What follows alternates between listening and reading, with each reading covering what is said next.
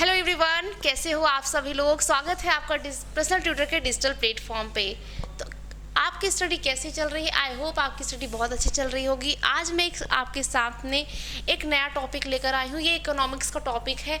हम class 10th में आपने डेवलपमेंट चैप्टर पढ़ा होगा। डेवलपमेंट चैप्टर एनसीईआरटी जब आप कंप्लीट कर रहे थे तो एनसीईआरटी में क्लास 10th की एनसीईआरटी में आपने डेवलपमेंट चैप्टर पढ़ा। डेवलपमेंट चैप्टर में आपको सतत विकास शब्द मिला होगा। सतत विकास क्या होता है, इस शब्द की उत्पत्ति कैसे हुई, इसकी आवश्यकता क्यों है और प्रमुख इसके स्तंभ कौन कौन से हैं, आज हम इस वीडियो में यही पढ़ने वाले हैं। तो सतत विकास क्या है, सबसे पहले ये जानेंगे। सतत विकास शब्द की उत्पत्ति कैसे हुई, इस विकास की आवश्यकता क्यों है और इसके स्तंभ कौन कौन से। आज इस वीडियो में हम इन सारी बातों में चर्चा करने वाले हैं, तो बने रहिए हमारे साथ अंत तक सतत विकास पढ़ने के लिए। तो स्टार्ट करते हैं सतत विकास। सतत विकास जिसको सस्टेनेबल डेवलपमेंट भी कहते हैं। सतत यानी जो हमें निरंतर विकास होता रहे। विकास का मतलब सबसे पहले हम समझेंगे कि आखिर ये विकास क्या होता है। विकास यानी ग्रोथ। ग्रोथ क्या है? जब आप छोटे थे, छोटे से थोड़ा बड़े हुए और थोड़ा और बड़े हुए, तो क्या आप में वृद्धि हुई? वृद्धि हुई तो आप में ये क्या हुआ? विकास हुआ। आपका क्या हुआ? विकास हुआ। ठीक है। विकास को जानेंगे कि परिवर्तन संसार का नियम है और ये परिवर्तन सकारात्मक और नकारात्मक दोनों रूपों में होते हैं। कैसे होंगे ये परिवर्तन? सकारात्मक और नकारात्मक दोनों रूपों में हो सकते हैं। मैं आपको बताती हूँ कि अगर आपको एक स्टोरी बताती हूँ कि अगर दो दोस्त जॉब कर रहे थे, पहले वो 100 रुपये कमा रहे थे, उसके बाद उनकी सैलरी बढ़ी और कितना हुआ? 1000 रुपये हुआ। दोनों दोस्त कितना एक दोस्त कमा रहा है, ये दो दोस्त हैं ए और बी। पहले ये कितना कमाते थे? 100 रुपये कमा रहे थे 100। अब इनकी सैलरी बढ़ गई, अब ये कितना कमाते हैं? 1000 रुपये। ठीक है। अब ये 1000 कमाए, इनमें वृद्धि हुई, विकास हो गया इनका। अब ये दोस्त जो ए नंबर का दोस्त रहता है, ये अपने 1000 क्या करता है? 100 खाने में यूज करता है, 300 के कपड़े खरीदता है, 500 के अल्कोहल या ड्रिंक करता है। ठीक है। अब दूसरा जो दोस्त है ये क्या करता है? यह 100 खाने में यूज करता है, 200 अपनी बचत करता है, 300 अपने बच्चों की पढ़ाई में लगाता है और जो बचता है वो अपनी सेविंग्स के लिए रखता है।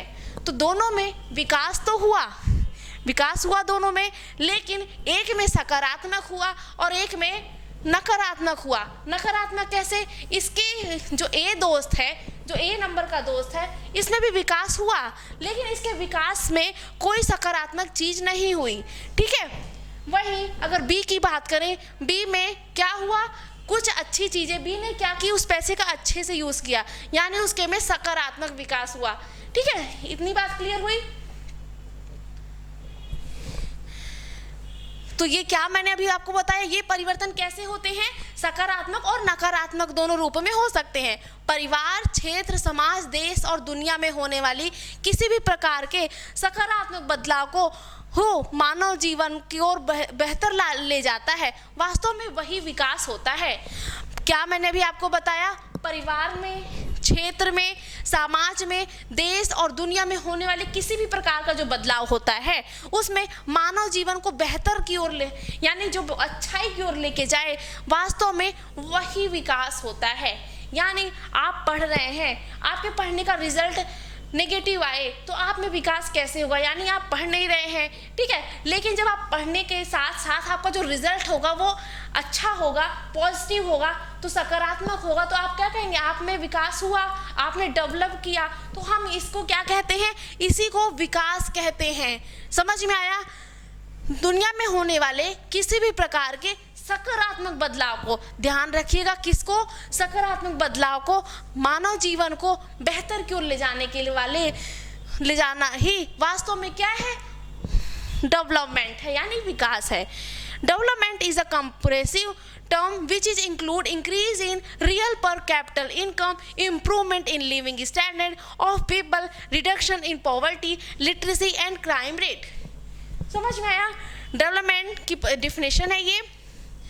क्या है डिफिनेशन? जब हम अपने रियल पर कैपिटल की इनकम में डेवलप करें, अपने लिविंग स्टैंडर्ड में डेवलप करें, जो पॉवर्टी है वो कम हो, लिटरेसी है वो ज़्यादा हो, क्राइम रेट कम हो, वही क्या कहलाता है, डेवलपमेंट कहलाता है।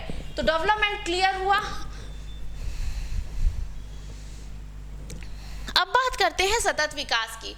सतत विकास वह विकास है जो भविष्य की पीढ़ियां अपनी ज़रूरतों को पूरा करने की क्षमता से समझौता किए बिना वर्तमान की ज़रूरतों को पूरा करते हैं।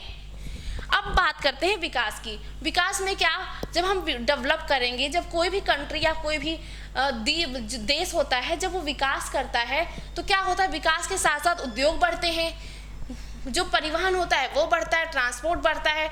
इससे क्या होता है, हमारे पर्यावरण को भी कहीं ना कहीं नुकसान पहुंचता है। उद्योग बढ़ेंगे, अगर हम विकास कर रहे हैं, वैज्ञानिकों ने क्या कहा, अगर विकास हम कर रहे हैं तो विकास करने के साथ साथ हमारे पर्यावरण को नुकसान भी पहुंच रहा है। जब विकास किया हमने, कोई भी देश अगर विकास कर रहा है, विकास के साथ उसमें उद्योग बढ़ेंगे, परिवहन बढ़ेगा, उसकी टेक्नोलॉजी बढ़ेंगी, तो वो बढ़ने के साथ साथ एक तरफ क्या करेंगी, हमारे पर्यावरण को भी नुकसान पहुंचाएंगी। तो हम फिर वैज्ञानिकों ने क्या परिभाषा दी कि हमें सतत विकास करना चाहिए। क्या करना चाहिए, हमें सतत विकास करना चाहिए। सतत विकास की परिभाषा क्या है कि जो भविष्य की पीढ़ियों की अपनी ज़रूरतों को पूरा करने की क्षमता से समझौता किए बिना ज़रूरतों को पूरा करता है, उसे ही हम सतत विकास कहते हैं।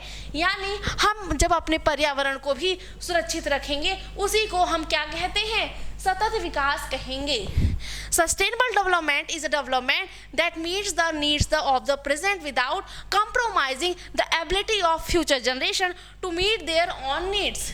मतलब जब हम वर्तमान की ज़रूरतों को पूरा करेंगे, किसके बिना समझौता किए, पर्यावरण से समझौता किए बिना, हम उसी को क्या कहेंगे, सस्टेनेबल डेवलपमेंट कहेंगे, यानी सतत विकास कहेंगे। जहां हम अपनी भविष्य की पीढ़ियों के लिए भी अपने पर्यावरण को संजो कर रखेंगे, उसी विकास को हम क्या कहेंगे, सतत विकास यानी सस्टेनेबल डेवलपमेंट कहेंगे। क्लियर हुआ सस्टेनेबल डेवलपमेंट, परिभाषा समझ में आई, आपको कॉन्सेप्ट क्लियर हुआ कि विकास क्या था और सतत विकास क्या था। विकास आपको समझ में आया कि जब हम अपने पर कैपिटा इनकम, जब पॉवर्टी कम होती है यानी गरीबी कम होती है, लिटरेसी बढ़ती है, क्राइम रेट कम होते हैं, हम उस टर्म को क्या कहेंगे, विकास कहेंगे। लेकिन हम जब विकास कर रहे थे, विकास करते वक्त हम जो अर्थशास्त्री हैं, जो हमारे इकोनॉमिक्स है, उन्होंने क्या परिभाषा दी कि हमने विकास तो कर लिया, लेकिन हम एक तरफ पर्यावरण को भी नुकसान पहुंचा रहे हैं। कैसे, जब हम विकास किए तो हमने उद्योग बढ़ाए, अपने ट्रांसपोर्ट बढ़ाए। अब उद्योग बढ़ाने के बाद क्या हुआ, उद्योग बढ़ेंगे तो हमारे पर्यावरण को भी प्रदूषित करेंगे। कैसे, उद्योगों से निकलने वाला जो धुआं रहेगा वह हमारे वातावरण को प्रदूषित करेगा। तो हमने वृद्धि के साथ साथ यानी डेवलपमेंट के साथ साथ, विकास के साथ साथ अपने पर्यावरण को भी प्रभावित किया। लेकिन अब अर्थशास्त्री ने एक नई परिभाषा दी कि अब हमें सतत विकास करना है, जिसमें हम पर्यावरण को भी सुरक्षित रखने के साथ साथ अपने जो भविष्य की पीढ़ियां हैं उनके लिए अपने पर्यावरण को बिना समझौता किए हम उनकी वर्तमान ज़रूरतों को पूरा करेंगे और उसी के साथ साथ अपना विकास करेंगे। तो ये थी हमारी सतत विकास की परिभाषा। Sustainable development is development that meets the needs of the present without compromising the ability of future generation to meet their own needs. ठीक है, अब सतत शब्द की उत्पत्ति कैसे हुई, जो सतत विकास है, इस शब्द की उत्पत्ति कैसे हुई, हमारा साझा भविष्य नामक एक पत्र में हुई थी। अब सतत विकास के शब्द की उत्पत्ति कैसे, कहाँ हुई थी, हमारा साझा भविष्य नाम का एक पत्र था। ठीक है, जैसे हम कोई भी एक घोषणा पत्र जारी करते हैं तो उसी प्रकार से हमारा साझा नामक भविष्य नामक एक पत्र हुआ था। हमारा साझा भविष्य नामक एक पत्र था जिसमें सतत विकास शब्द की उत्पत्ति हुई, जिसे ब्रुंटलैंड आयोग द्वारा जारी किया गया था। जिसे किसके द्वारा जारी किया गया था, ब्रुंटलैंड आयोग द्वारा जारी किया गया था। तो ये साझा भविष्य नामक घोषणा पत्र किसके द्वारा जारी की गई थी, ब्रुंटलैंड आयोग द्वारा किया गया था। सतत विकास शब्द की उत्पत्ति का पहली बार प्रयोग नॉर्वे के प्रधानमंत्री ग्रो हैमरेल ब्रेटलेन ने 1987 में किया था। तो इस शब्द का सबसे पहले प्रयोग किसने किया था, नॉर्वे के प्रधानमंत्री हरमलेम ब्रेटलेन ने किया था। ठीक है, कब किया था, 1987 में किया था। तो क्लियर हुआ सतत विकास की शब्द की उत्पत्ति कैसे हुई, हमारा साझा भविष्य नामक एक पत्र हुआ था, जिसमें सतत विकास के सबसे पहले शब्द की उत्पत्ति वहीं से मानी जाती है, जिसे ब्रुंडलैंड आयोग द्वारा जारी किया गया था। किसके द्वारा जारी किया गया था? ब्रुंडलैंड आयोग द्वारा जारी किया गया था। सतत विकास शब्द का पहली बार प्रयोग कब करेंगे? पहली बार प्रयोग नॉर्वे के प्रधानमंत्री, किसने? नॉर्वे के प्रधानमंत्री ग्रो हरलेम ब्रंडलैंड ने किया था। किसने किया था? ग्रो हरलेम ब्रंडलैंड ने किया था।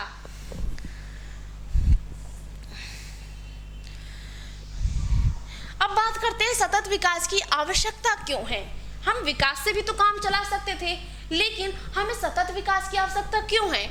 सतत विकास की आवश्यकता, सतत विकास लक्ष्यों का उद्देश्य सबके लिए समान, न्यायसंगत, सुरक्षित, शांतिपूर्ण, समृद्ध और रहने योग्य विश्व का निर्माण करना है। सतत विकास का क्या है? हम लक्ष्य, जो गोल्स है, सस्टेनेबल डेवलपमेंट के जो गोल्स है,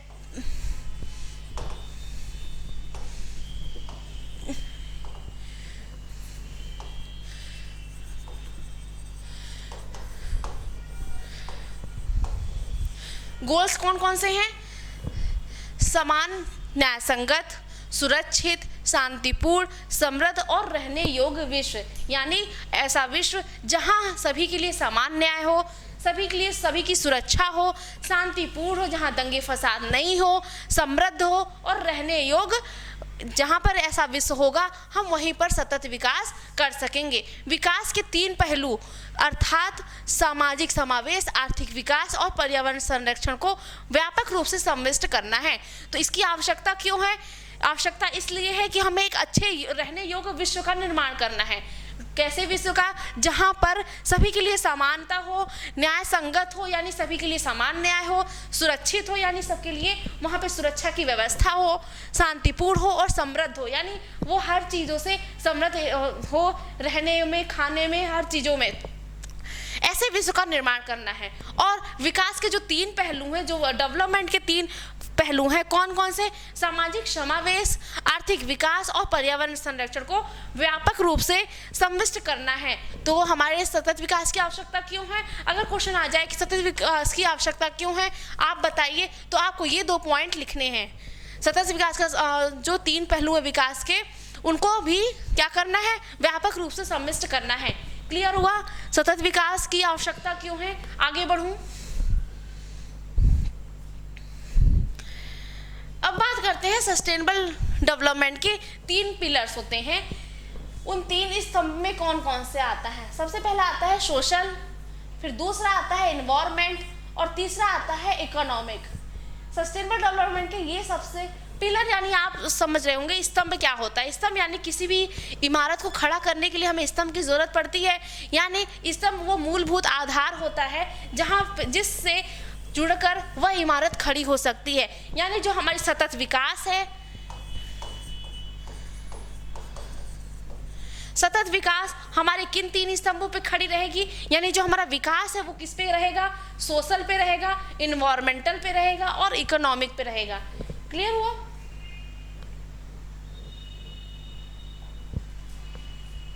अब प्रमुख स्तंभ के बारे में थोड़ी सी चीजें जानते हैं।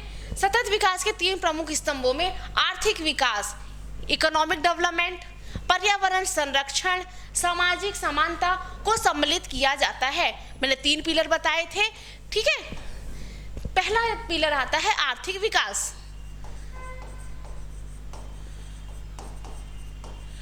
दूसरा आता है पर्यावरण संरक्षण, इन्वायरमेंट के लिए, और तीसरा आता है सोशल, यानी सामाजिक समानता को सम्मिलित किया जाता है। एक और जहां अनेकानेक लोग इस तथ्य से सहमत हैं कि इन अवधारणाओं में से प्रत्येक समानता की समग्र अवधारणा में अपना योगदान करते हैं, वहीं दूसरी ओर यह अत्यंत कठिन है कि संपूर्ण विश्व के राष्ट्र की नीतियों में इन तीनों स्तंभों हेतु समान रूप से किए गए प्रयासों के साथ पर्याप्त किए जा सके हैं। यानी हमारे पास जो मेन चैलेंज है कि जहाँ पर एक लोग इन तीनों अवधारणाओं से सहमत और अपनी सहमत प्रदान करते हैं और अपना योगदान देते हैं, वहीं दूसरे ओर यह अत्यंत कठिन है कि संपूर्ण विश्व की जो राष्ट्र नीतियाँ हैं वह 3 स्तंभों पे, यानी आर्थिक विकास, पर्यावरण संरक्षण और सामाजिक जो समानता है उसमें किस प्रकार से अपना कार्य करे। चैनल को सब्सक्राइब कर लीजिए, वीडियो को लाइक कर लीजिए। तो कैसा लगा ये वीडियो जल्दी से कमेंट सेक्शन में करके बताइएगा। मिलते हैं नेक्स्ट लेक्चर में एक धमाकेदार वीडियो के साथ, तब तक के लिए थैंक यू।